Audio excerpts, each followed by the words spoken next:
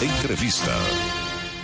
Já em nossos estúdios, doutora Evandra de Moura Rabelo, nossa colaboradora, digamos assim, né, Francisco? Consultora nossa de saúde, doutora Evandra. A gente fala de cirurgia plástica, mas na formação, a doutora Evandra sempre foi uma aluna dedicada e sobre o aspecto da clínica geral como um todo, ela sempre vem aqui e nos esclarece de uma maneira muito ética, né? A doutora Evandra não é cliente, é amiga, é simplesmente uma colaboradora que participa com a gente, e às vezes a agenda não dá, é cirurgia, dia de cirurgia, mas é um prazer tê-la novamente. Bom dia. Bom dia, muito obrigada pelo convite, e é sempre um prazer estar aqui com vocês mesmo, de verdade, porque eu entendo que quanto mais vocês abrem espaço para discutir saúde, mais o público é quem ganha, né?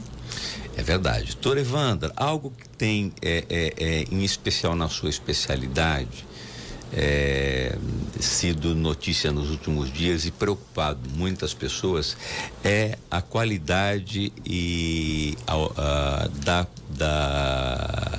da partícula botulínica, do Botox. Quer dizer, Botox é marca, né? Uhum. Tem muita coisa falsa no mercado, tem profissional aplicando produto falso na face das pessoas ou em outras áreas? Sim, nós temos recentemente sofrido muito com a qualidade dos produtos e com essa coisa da concorrência. Então, hoje nós sabemos que com o advento da neurociência ficou muito mais tranquilo, mais fácil dos profissionais eles manipularem a formação da opinião do cliente enquanto consumidor. Então, você reforça um comportamento, uma visão negativa do indivíduo sobre ele mesmo, porque é muito mais fácil, o cérebro ele aceita isso 2,5 vezes mais rápido e mais potente do que aceitar o positivo. Então, a mídia social, de alguma forma, ela reforça o negativo no indivíduo, mostrando muitas vezes irrealidades. E aí esse indivíduo... Ele se coloca em frustração. Exatamente. E aí esse indivíduo nesse ambiente, ele é muito fácil de ser capturado por um profissional que tenha eventualmente pouca qualidade, mas oferece milagre. Exatamente. Oferece uma realidade daquilo que não vai acontecer. Exatamente. Oferece uma possibilidade que às vezes cabe no bolso do indivíduo, que não caberia se ele talvez procurasse um produto adequado, um profissional mais adequado. E as pessoas acabam caindo no verdadeiro engodo, é o barato que sai caro. A partícula botulínica, ela pode ser aplicada por profissionais de muitas áreas, o que na minha opinião, o risco avança de acordo com a especificidade desta profissão. Mas enfim, não vou, se existe protocolo para tal, perfeito. Mas existe também esse profissional que não cirurgião plástico, ele pode fazer preenchimento ou é só partícula botulínica? Hoje nós temos regulamentação em diversas carreiras, biomedicina, fisioterapia, enfermagem, que contam, dentística, que contam com autorização para utilizar injetáveis. De injetáveis de várias proporções, seja toxina botulínica, porque seja o preenchedor. Tem gente que parou de ser dentista para ser aplicador de botox. Existe. Tem fisioterapeuta da mesma forma, enfermeiro também da mesma forma, quer dizer, deixou de ser enfermeiro para fazer a aplicação de partícula botulínica, né? E aí vem várias questões. A primeira questão existe uma possibilidade desses indivíduos terem treinamento para injetar e se responsabilizarem por complicações? Em algumas das carreiras, sim. Em outras, o que acontece? O indivíduo injeta, mas quando ele tem uma complicação, quem vai resolver é o profissional médico. Então, isso também, essa relação de confiabilidade, ela precisa ser olhada. A outra coisa dependendo do lugar onde você está e do profissional que você está contratando, higiene, qualidade de produto, porque, por exemplo, no caso da toxina botulínica, nós temos 3 variantes para pensar. A primeira variante é qual é a cepa, qual é vamos colocar o veneninho existe que vai uma atuar. densidade diferente para cada região do rosto, inclusive, né? Mas isso já quando a gente fala de preenchimento. No caso da toxina, a gente tem que pensar no produto que é ativo, a toxina em si, o que veicula essa toxina. O diluente, o diluente e o excipiente, porque tem diferenças, alguns são mais alergênicos que outros. Corre a região com um veículo. Exatamente. Esse veículo é um outro produto que é anexado quando você chacoalha ele naquele tubinho, mistura a partícula butolínica com aquele líquido. Exatamente. Que vai então, o líquido basicamente onde a gente dilui é soro, mas tem toxina, por exemplo, que é em pozinho, tem toxina que você olha o vidro e parece que está vazio. Então, é que nem antibiótico, exatamente, né? Tem antibiótico, você tem que chacoalhar as duas partes para poder tê-lo, né? E aí a outra variante que merece ser olhada, além do profissional que vai aplicar, é realmente o ambiente. Se está utilizando seringa descartável, agulha correta, o ambiente está dentro dos padrões da vigilância sanitária, mesmo, né? Porque a gente começa a perceber que horrores acontecem. O Fantástico mesmo dessa semana mostrou uma coisa, que foi uma toxina fabricada em condições que ninguém reconhece, ninguém sabe exatamente, que não tem o registro da vigilância, e depois, ontem, já começou a aparecer na mídia diversas fotos de pacientes mutilados pelo uso de produtos que não necessariamente tenham sido a mesma toxina que foi apresentada, mas que tiveram complicações, reações. Agora, a gente acaba vendo no dia a dia da medicina que a partícula butolínica ela também é utilizada para pacientes para aliviar regiões musculares, pacientes com distrofias musculares, para alívio, quer dizer, então não é só para estética, né? Ela é utilizada por outros colegas médicos para o alívio de deficientes físicos em determinadas regiões que têm reações, espasmos musculares e que precisam da partícula botulínica em grande quantidade. O achado da toxina botulínica para uso estético, ele aconteceu dentro da oftalmologia. No Canadá eles começaram a usar para espasmos dos músculos dos olhos e observaram que funcionava bem esteticamente. Então, o uso da toxina, ele não começou na estética, ele começou em outras áreas. Hoje se usa para alterações de esôfago, para alterações perianais, então hipertrofia do músculo anal, quando tem hemorroide, fissura em grande quantidade, você pode usar para quem tem dificuldade de engolir, nos espasmos, como você falou, dos pacientes com paralisia cerebral. Nossa, tudo isso. Hoje até para enxaqueca, para cefaleia de tensão, hoje se aplica no ombro, né? Aqui nessa região do pescoço e do ombro. Porque ele paralisa temporariamente. Exatamente. Região, né? Se então aquilo cria uma tensão e cria uma consequência, você paralisa para que aquela tensão reduza a consequência negativa. E aí você tem um alívio da dor de cabeça em si. Muito bem. Nós estamos falando com a doutora Evandra de Moura Rabelo, cirurgiã plástica, consultora em saúde aqui da nossa Jovem Pan Sorocaba. Doutora Evandra, a gente sempre pensa o momento certo de fazer a cirurgia plástica certa. Uma vez eu tive fazer uma consulta com a senhora, não sei o que foi, a gente foi conversar, eu falei, qual é a idade adequada para a gente fazer o lifting facial, né? É quando a região aqui lateral, ela destrói, ou eu já vivi isso pessoalmente, quer dizer, eu rejuvenesci e mantenho com qualidade, eu fiz a blefaro com a senhora, tá? Que é a cirurgia no entorno do olho. Eu até hoje ainda sinto, eu nunca tive problema de fechá-lo, perfeito, mas eu lembro que a senhora falou assim, eu vou tirar X milímetros, porque senão a sua cirurgia vai perder a validade.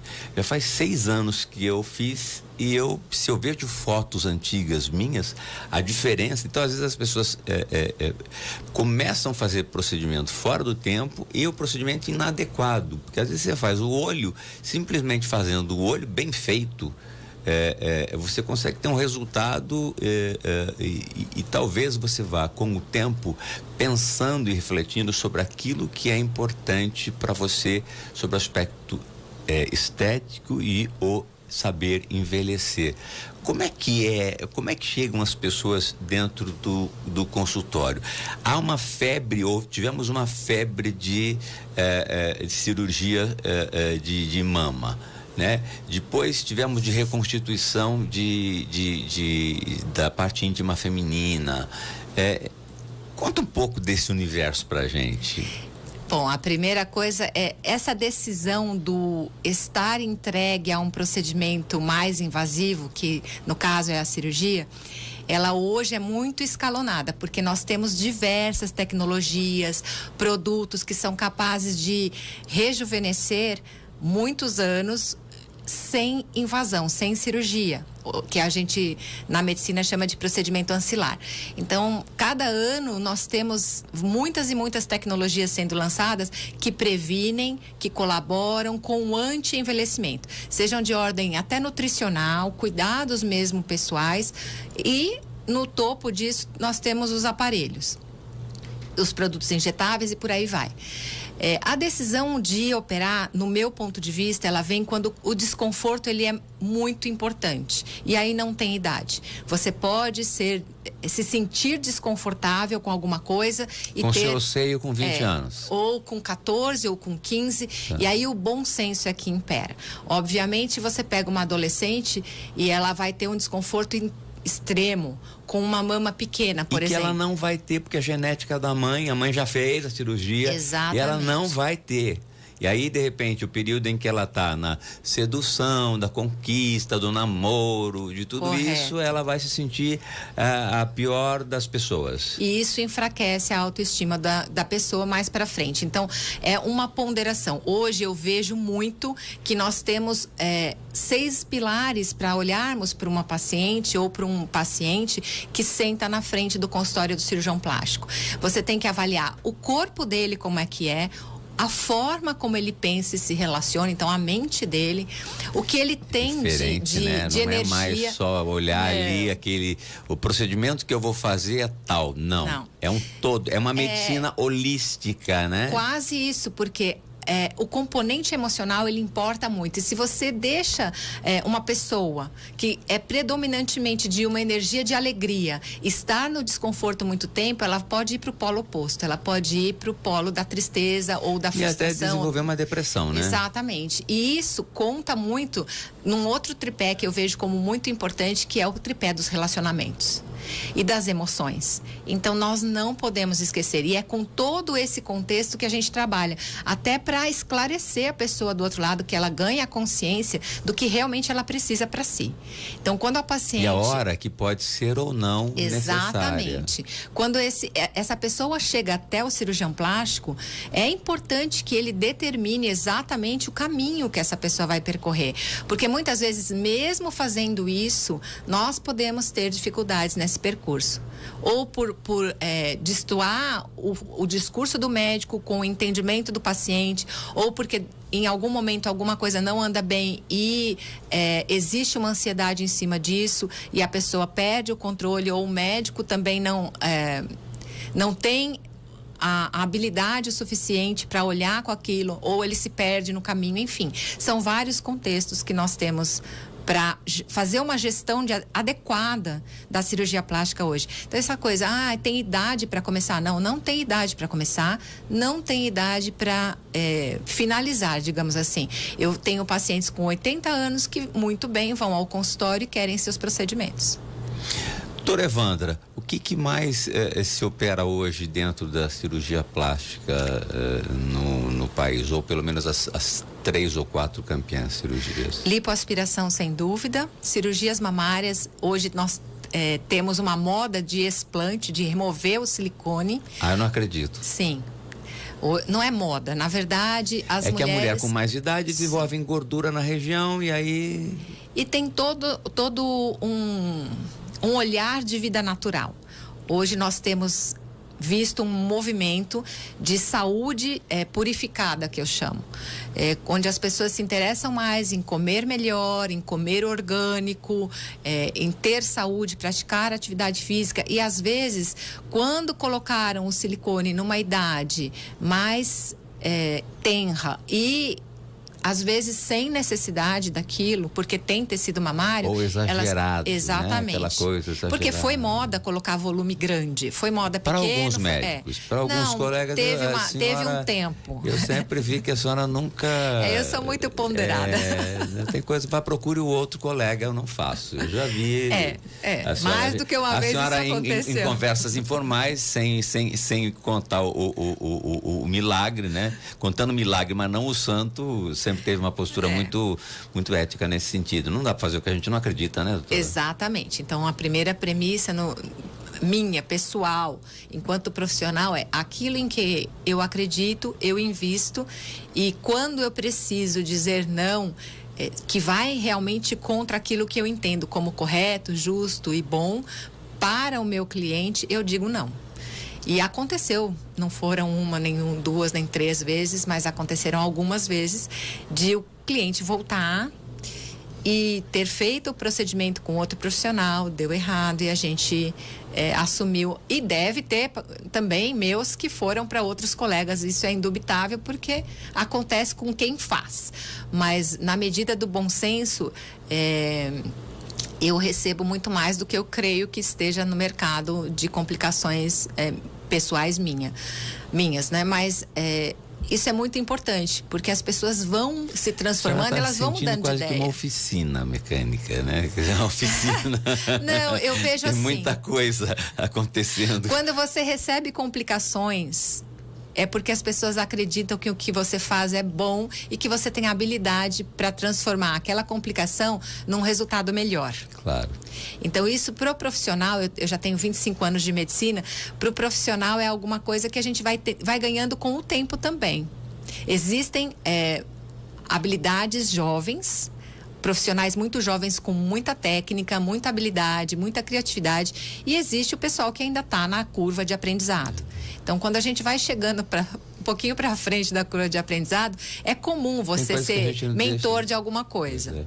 Bom, nós vamos falar mais sobre essa história do olhar, do perceber, sobre cirurgia íntima da mulher e outros procedimentos, aqueles que são os campeões também dos homens. Nós vamos tomar um café. Olha, doutora Evandra, eu acho que tem nomes da humanidade maravilhosos para a gente lembrar. Gandhi, como a senhora falava, Martin Luther King, quem mais que foi? Madre Teresa, São Francisco de Assis, Jesus Cristo, né? Que parte dos exacerbados, diz Deus acima de tudo, mas intolerantes. Então, a intolerância nem de esquerda, nem de direita e nem da ignorância, né? Porque é o que a doutora Evandra falava, né? Quando a gente vai falar de nazismo e ver o sofrimento e a vítima que Hitler foi na sua infância, o sofrimento e posteriores, não justificam o seu ódio posterior, né? Mostra um psicopata, né? Mas alguém que foi adoecido na sua infância, que teve uma série de traumas, mas isso não justifica esse genocídio que nós vimos acontecer na nossa história. É para nunca mais, gente. Eu já, por mais de uma vez, estive na Alemanha, tenho uma amiga, Ana Laura, que mora lá, e o alemão tem vergonha deste episódio, vergonha. Nas escolas, a filha dela é alemã, né, brasileira e alemã, nasceu na Alemanha, agora está em Israel. A Lara vai fazer a conversão, ela quer se converter ao judaísmo, está estudando em Israel. Então, para você ver, né, uma alemã que vai se converter para o judaísmo, e tem este entendimento. Isso é muito claro. O povo alemão tem vergonha deste episódio que aconteceu na sua terra. Então, só isso justifica qualquer tipo de indignação. Eu fico absolutamente indignado com qualquer tipo de manifestação que venha fazer a defesa nesse sentido, ou a qualquer pessoa que venha a defendê-la. No mínimo, estudou muito pouco de história.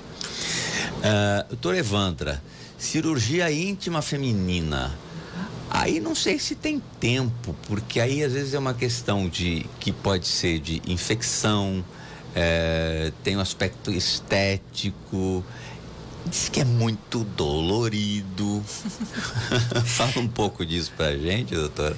É uma temática muito em voga, porque nós começamos a melhorar o rosto, a mama, as coxas, e aí a gente tem mulheres lindíssimas aos 50, 60 perdendo xixi, por exemplo, ou com a genitália desconfortável. E aí... Lábios grandes demais. Lábios grandes demais, pequenos demais, que murcham, que perdem a sua pilificação e com isso perdem lubrificação e por aí vai. Então as tecnologias hoje elas focam nisso, né? Em evitar a laxidação da região genital, ou seja, não deixar aquilo vamos colocar a grosso modo alargado, com um escape de urina, ou com uma cor inadequada, ou com flacidez, porque essa região também tem flacidez. Aí vai fazer o períneo, aquela cirurgia que se diz que é cirurgia do períneo. Essa hoje... Aí a colega, a obstetra, a colega ginecologista que faz junto com a cirurgia plástica. Exatamente. Tá. Hoje se usa muita coisa antes da cirurgia de períneo. Você tem laser, você tem jato de plasma, tem várias outras possibilidades até chegar na cirurgia de períneo. E mesmo quem faz muito esporte, atletas que... Jato de plasma é aquela coisa geladinha que a senhora joga na testa para tirar a feridinha, não? Não. Aquele lá é crio.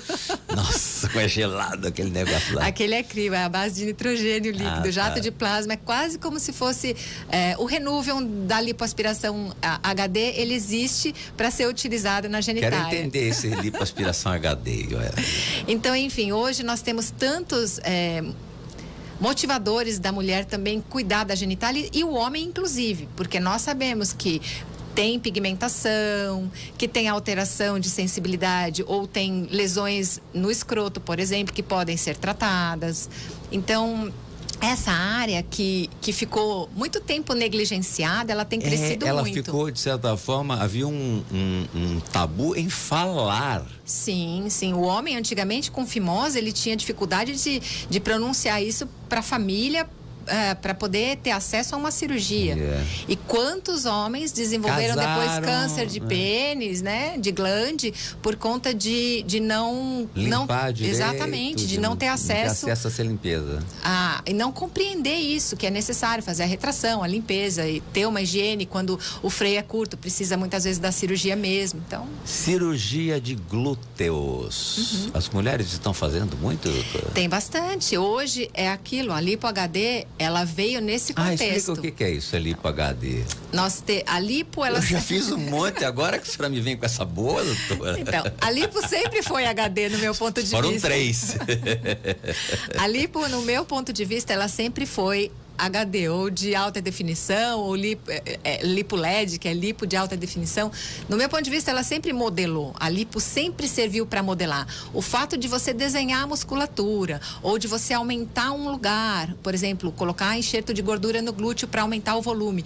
Isso não é novidade. Agora, a mídia que se faz em cima disso, que sim é novidade. E as tecnologias que vêm associadas. Então, quando você chama hoje lipo de alta definição, parece que já vai para o uso de uma tecnologia junto, seja Renuvium, Body Tight, ou laser.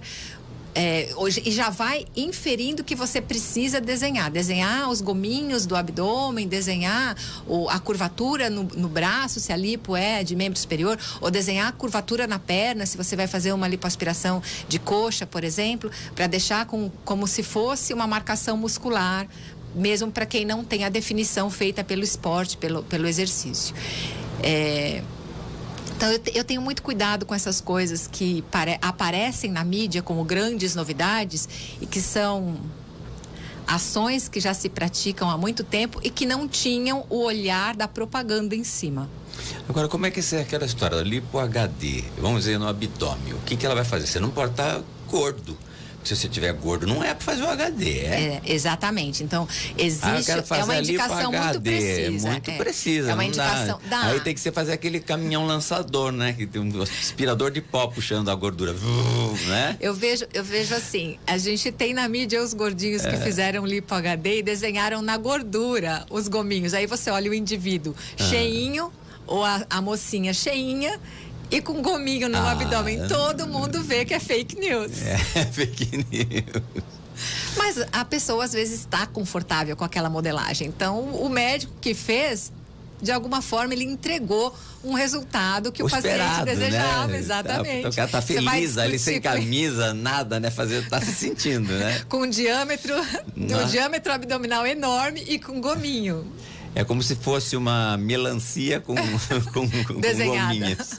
Uma melancia desenhada. Agora, qual é a indicação para esse tipo de paciente? O que você faz? A senhora está dizendo que ele desenhou na gordura, tá? Mas tem o paciente que merece, que é o que treina, não tem uma taxa de gordura muito alta, ele tem aquela gordurinha localizada, você tira aonde o músculo se marca naturalmente e aí ele vai mostrar aquela musculatura. Então você não você não tira tudo, não. Só tira naquela região do músculo onde pode mostrar.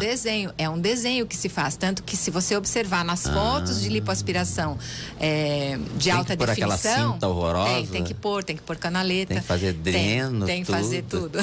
Nossa. Não muda essa parte. Aliás, acrescenta, porque a drenagem é diferente, existe uma placa de contenção diferente a ser usada, existem os trilhos de modelagem, existe o taping que é necessário fazer quando a lipoaspiração é de alta definição. Então, ela tem um pós-operatório um pouquinho mais delicado. E é preciso muita atenção. Porque se ela tem um nível de detalhes, Sim. como se fosse um pintor, concluindo ali fiozinhos para mostrar pequenos detalhes, você tem que ter um pós-operatório com muito cuidado. Exatamente. Né? Não é se encher de cerveja depois e comer bastante gordura, como chocolate, qualquer sorvete. cirurgia. Porque ela pode perder, né? Sim. Toda cirurgia plástica, ela não é eterna. Por exemplo, um lifting facial, nós temos aí um tempo médio de 10 a 12 anos de durabilidade. Não, se eu durar mais. Dura mais. O meu olho, nossa senhora, não sei Mas se a gente envelhece. Não, o meu tá esticado. A gente envelhece. Eu sinto puxar até hoje, sabia? Sei. Eu sinto puxar até hoje. Tem ponto aí pra ficar na borda orbital. Nossa senhora, que tá Você vai sentir o resto da vida. Vou. Vai. Então, não vou ter que fazer mais bléfaro. Não. Eu tenho o hábito de falar que as minhas cirurgias eu faço uma vez só, mas não é bem assim. Ela tem um tempo. Depende da pele da pessoa, depende de como você está envelhecendo, de como você cuidou do pós-operatório. O corpo humano, ele é... Se você não engordou demais. Exatamente. A gente varia. Cada indivíduo tem a sua identidade de recuperação. Então, nenhuma cirurgia é igual a outra. Se você chega no consultório e mostra, eu quero uma cirurgia assim, igual a da minha amiga. Nem sempre é possível.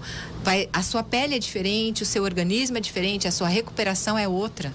Cada pessoa é única, por isso que a gente tem digital e a digital não é igual. É verdade. Doutora Evandra, vamos para mais um intervalo comercial. Com quem a senhora quer tomar um café? Eu vou tomar um chá. Então tome um chá, a senhora pode tomar um chá. Eu vou tomar um chá com os nossos ouvintes, eu vou tomar um chá com o comendador, eu vou tomar um chá Comendador vem amanhã aqui. Comendador é pai da doutora Evandra, gente. Vou tomar um chá com a dona Lourdes. Dona Lourdes, olha, vai fazer a frase daqui a pouco aqui? Não. E vamos tomar um chá com todas as equipes dos hospitais de Sorocaba que nos recebem com tanto acolhimento. Tá bom. Eu quero falar daqui a pouco de um trabalho que a senhora, eu não lembro o nome da colega, cirurgiã plástica, na Santa Casa, que vocês fazem de reconstituição de mamas, tá? É um dos maiores volumes do Brasil em hospital público para reconstituição de mama para mulheres que operam o câncer de mama.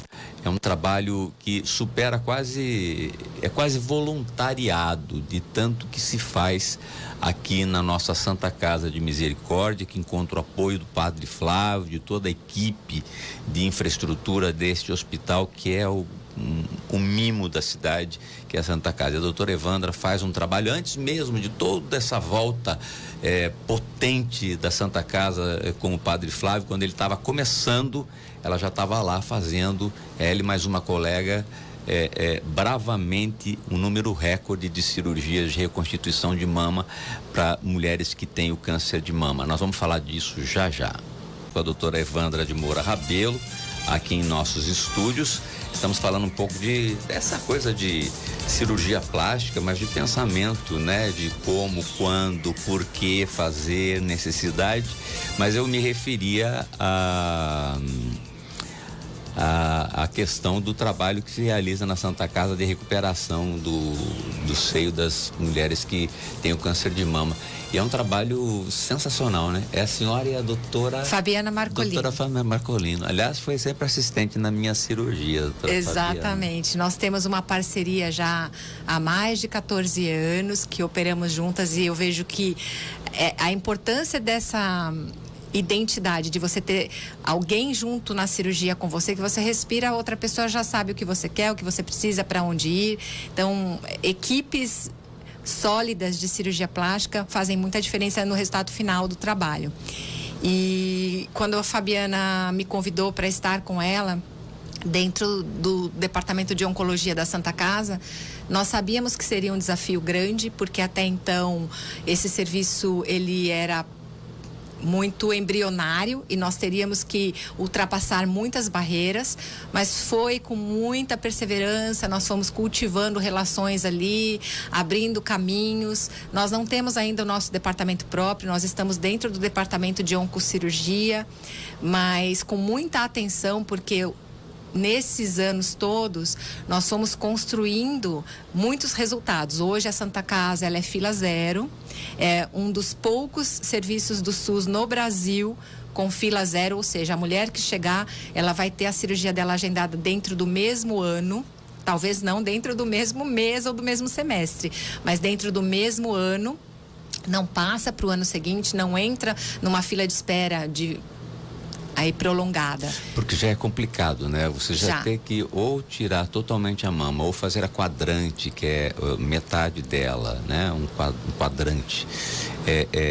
Para a mulher já choca. Sim. Né? Então, a senhora acredita que agora com o Hospital da Divina Misericórdia, recursos, quase que poderia ser feito junto, quem sabe? A gente pode, talvez, a Santa Casa conseguir já na própria cirurgia. Nós fazemos isso. Já está fazendo isso? Sim, há vários anos.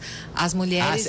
As outras que ficaram para trás que estão marcando, né? Então, quando nós assumimos o serviço, nós limpamos uma fila de espera. Tá.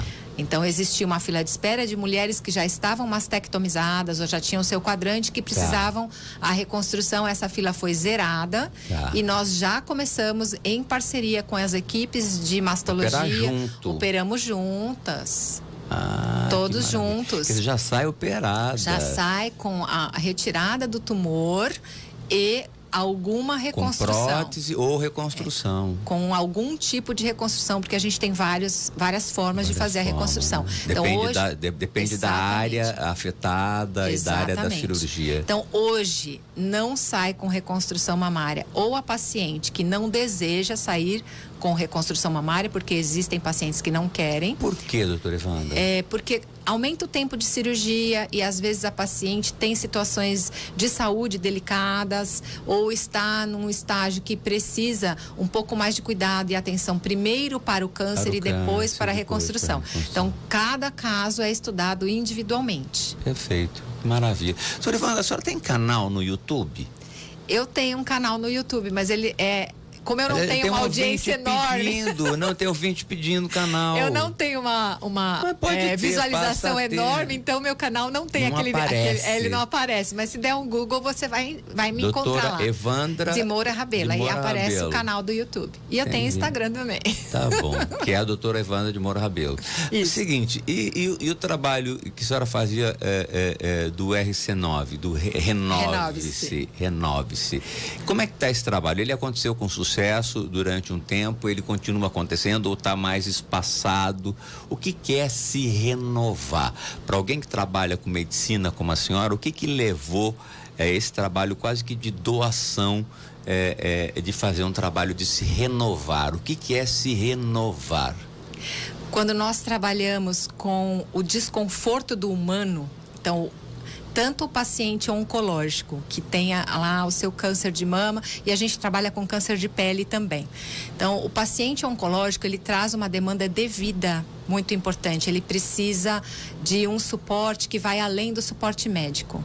Ele precisa daquilo que eu te falei, do suporte na emoção, na energia, na mente, ele precisa de continente, sim, né? Ele precisa de holding, né? Do abraço, exatamente. Holding. Então, quando eu olho, quando eu comecei a conviver mais de perto com essa realidade do paciente oncológico, eu trouxe para o paciente da estética um olhar diferenciado. E dentro disso, eu entendi que não adianta eu entregar um produto para aquele ser humano. Além do produto, eu preciso entregar um colo. E aí foi quando a Renove-se nasceu. Ela nasceu desse meu desejo de entregar a plástica e um colo melhor. Tá. Você já me conhece há bastante tempo, sabe o quanto eu tenho um temperamento intenso. E parece que estou sempre muito brava. Firme, sim. Não, agora a senhora está até mais boazinha. No passado a senhora parecia mais dura. Agora, eu falei. Tá vendo que o Renove se fez comigo? Eu falei com um amigo, eu falei, gente, eu tenho uma amiga, ela é dura de cirurgia de pacientes em sala de cirurgia, muito dura, muito firme. Ele falou, mas viu, médico cirurgião plástico é tudo muito duro. Não, eu já fiquei macia. Já tá macia? Eu sou marshmallow. Mas é esse trabalho. Então foi essa necessidade de entregar uma coisa diferente, porque queira ou não, nós trabalhamos com transformação, com sonho, com qualidade de vida, e no momento que eu percebi isso, eu precisava me transformar primeiro, eu precisava renovar os meus conceitos, e aí eu e meu marido, nós criamos a Renove-se. Ele vem de uma área dura, ele é engenheiro, né? E nós começamos a nos trabalhar primeiro, e a partir do momento que nós ficamos qualificados, ele como coach criacional, como terapeuta de respiração de renascimento, e eu também como psicanalista, técnica em respiração de renascimento e outras coisas que a gente fez. Eu fiz medicina integrativa, né? No Einstein e na Unifesp. Então, assim, a gente foi somando qualificações. Eu lembro que você está fazendo pós nas duas, né? Sim, já defendi trabalho em várias universidades. Estudar, meu Deus do céu, até irrita. Doutor Evandro, olha, eu vou dar uma notícia triste aqui, mas depois a gente continua falando. Morreu em São Paulo o jornalista Arnaldo Jabor, jornalista e cineasta, que fez parte da geração do cinema novo e dirigiu sucessos como Eu Te Amo, de 1981 aos 81 anos, na madrugada desta terça-feira. Carioca estava internado desde o dia 17 de dezembro no Hospital Sírio-Libanês em São Paulo após sofrer um acidente vascular cerebral. Segundo a família, a causa da morte foram complicações no AVC. No final de dezembro, um boletim médico apontou que Jabor tivera uma melhora progressiva do quadro neurológico e se encontrava consciente. Jabor se tornou mais conhecido por seus comentários nos telejornais da TV Globo desde os anos de 1980. Sua primeira vocação foi como cineasta, formado durante a década de 60 sob o ambiente do cinema novo, que buscava levar a realidade do Brasil para as telonos. Uma perda, né? Mais uma perda que enorme, a cultura brasileira perde, porque ele tinha comentários muito ácidos, textos lindos, mas comentários assim muito assertivos, apesar de ácidos. Doutora Evandra, eu gostaria da gente caminhar para o final, mas né, quando a gente trabalha com Renove-se e trabalha, as pessoas buscam muito a cirurgia plástica, achando, tanto é que a gente assina uma série. Hoje os médicos eles têm que estar muito amparados por advogados, porque as pessoas que procuram em especial o cirurgião plástico, eles imaginam que eles vão sair com a cara da Marilyn Monroe ou com a cara do Brad Pitt no início da sua carreira, né? Quer dizer, com o tanquinho dele, com essas coisas todas. Mas eu acredito que o profissional vai ter 50%, mas olha, se eu fosse médico ou fisioterapeuta para fazer drenagem, eu acho que a drenagem ganha mais do que o médico. Quase a mesma coisa que se você fizer a drenagem certa, quase que você gasta quase o valor da cirurgia. Então, quem vai fazer cirurgia plástica tem que sempre tomar muito cuidado se ela for uma lipoaspiração extensa, porque se você não fizer a drenagem adequadamente, você não vai ter o resultado adequado.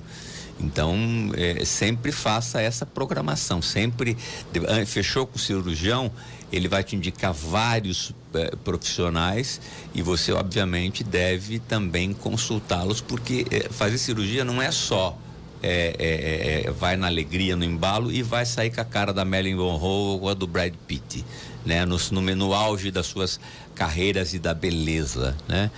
Nós não somos lineares, meu olho do lado esquerdo é diferente do lado direito, a gente não tem uma simetria perfeita. De um lado é diferente, a gente é assimétrico. Eu só lembro, é a palavra que eu queria falar, né? Diante de tudo isso, quer dizer, não há milagre. Se você não se resolver, se não se renovar por dentro ou não tapar o buraco existencial, não há cirurgia que vá resolver o problema e não há cirurgião que vá trazer aí a satisfação para o seu paciente. Eu concordo. Como é que é essa interação que a senhora pode imaginar? Eu vejo que essa é uma sutileza da cirurgia plástica, perceber até onde somente a cirurgia é a necessidade do seu cliente e quando ele precisa mais, porque tem o desconforto que é puramente físico e a pessoa está bem resolvida. E isso é mais comum nós encontrarmos nos homens do que nas mulheres. As mulheres, elas trazem um conteúdo e é uma diferença pessoal. A mulher, ela tem mais essa coisa de olhar mais pro integrado na sua vida do que o homem. Não são todos os homens, nem todas as mulheres, e a gente vai dizer isso porque tem energia, tem homem com energia feminina alta e assim por diante. Mas a mulher, ela traz uma demanda de global tem mais... Tem uma mulher com falo muito maior do que do homem, né? Se a gente mas for elas na teoria trazem, freudiana, né? Elas trazem um componente de observar a vida como um todo, às vezes mais intenso que o homem. Então o homem, ele vem mais decidido para a cirurgia, ele é mais disciplinado no cuidado e normalmente ele sente um grau de satisfação maior e por mais tempo do que o público feminino, que já vem com mais dúvidas sobre o que quer e como vai cuidar disso e às vezes negligencia muito mais o cuidado do que o homem, porque o homem é assim, quando ele decide fazer do começo ao fim. E a mulher, ela às vezes ela empaca no caminho. O homem demora mais a decidir. Mas quando ele decide, ele já decide e ele se preocupa com isso. O que eu vou precisar depois, como eu vou coordenar a minha recuperação, o que eu preciso fazer, qual o tempo para isso. Cinta. Sim, ele já separa o tempo, ele já se organiza. A mulher tem mais dificuldade. Ela se perde. Eu tenho que fazer a drenagem, mas eu preciso fazer a lição de casa com meu filho. Se ela não se organizou, ela vai abrir mão da drenagem, ela vai fazer a lição de casa com o filho e ela compromete o resultado. Daí ela vai falar que a cirurgia ou cirurgião não é bom. Nem sempre, mas acontece. Acontece, claro que acontece. É fácil você jogar culpa no outro, né? Às vezes a gente tem esse mau hábito de não nos responsabilizarmos por aquilo que é nossa...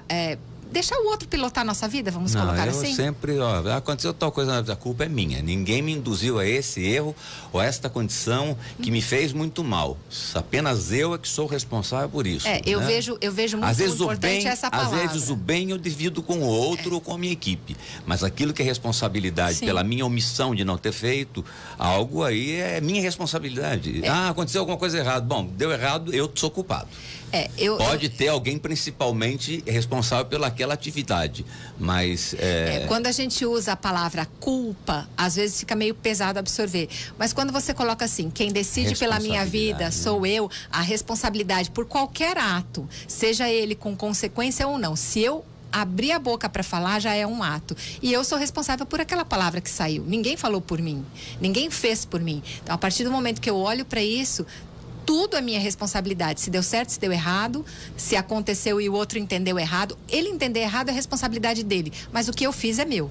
Skincare, protetor solar, pra gente encerrar. Vamos lá, protetor solar. Vai começar o inverno, não vou mais usar protetor solar, só vou usar na praia protetor solar. Precisa usar todos os dias. Nós lidamos com muitas luzes no momento, muitas radiações ultravioletas, do computador, do celular, da lâmpada. Então tem que usar todo dia. É preventivo, ele é uma necessidade anti-envelhecimento e uma necessidade como até tratamento para câncer, né? Exatamente. Até como a gente pode focar isso como um cuidado. Coisas básicas, a gente fazia o quê? Passar para dormir, fazer limpeza com um tônico e depois passar creme para os olhos, creme para o rosto específico e um creme para o corpo todo. Legal, tá por aí ou mais? Hoje nós temos até um multiuso. Então, o skincare básico é realmente uma higienização. Eu gosto muito de Sindets. Então, os Sindets são como se fossem sabonetes com pH muito adequado à pele. As pessoas se confundem. Elas acham que o sabonete do corpo é o mesmo do rosto. Não, e não é, né? Não é. O pH do rosto é diferente. E se usar sabonete do corpo no rosto, você vai envelhecer mais rápido. Então, não use sabonete do corpo no rosto. Não. Existem sabonetes apropriados para rosto e pescoço. Então, Como tem, você deixa lá no seu banho. O pescoço mostra a idade, é um ódio, ainda a gente deixa a barba crescer para diminuir um pouco. Então deixa lá no seu banheiro um sabonete para o corpo e um para o rosto. Não, um na pia do banheiro e outro dentro do box. Do box. É, isso aí. Exato, aí você já ganha. O tônico, ele é opcional. Não são todas as peles que pedem, mas você pode finalizar a limpeza com uma água micelar e depois um hidratante. E sim, o hidratante do olho, ele é diferente do hidratante do rosto pela concentração de produtos. Pela concentração, né? Olha, um grande abraço aqui pro doutor Wilson Vieira, aliás, meu querido Wilson Vieira, que é da TV Com. E nós estamos no canal 7 da TV Com também, doutor Evandro. Então, estamos assim online. Depois das 8 ele entra com um delay, né? Mas ele entra a partir das 8 horas da manhã. Nós estamos aqui, o Wilson Vieira, adorando a entrevista com a doutora Evandra de Moura Rabelo. Fico feliz. Doutora Evandra, mais alguma coisa para encerrar? Não, vamos então, encerrando. Um grande beijo. Não fique tanto tempo. Como é que se fala em inglês? Don't make me wait too long. Não me faça esperar tanto tempo. Volte antes. Combinado. Sempre que for tá convidado, bom? A gente se fala. Vamos lá, vamos falar, Ivan, vamos falar. Tá?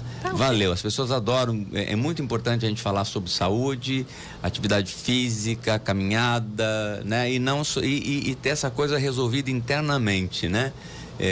Os procedimentos cirúrgicos, os mais invasivos, especialmente os estéticos, não vão resolver a sua vida se você. Ele pode ajudar muito. Ele pode ajudar muito o interno. Mas você precisa ajudar também o interno. Não dá para depender só do externo, né? Eu sempre movimento ativo, né? É tudo muito positivo. É uma espiral positiva. Tudo ajuda, né? Sim. Mas não só ele. Não só, mas também. Não só, mas também, exatamente. Concordo com isso em gênero, número e grau. Falamos com a cirurgiã plástica, doutora Evandra de Moura Rabelo, na Jovem Pan. Ela que está no canal do YouTube, doutora Evandra de Moura Rabelo. Acompanhe também no Instagram. Você vai lá ter alguns conteúdos e outras coisas as quais nós não comentamos no dia de hoje. Nós vamos a um rápido intervalo comercial.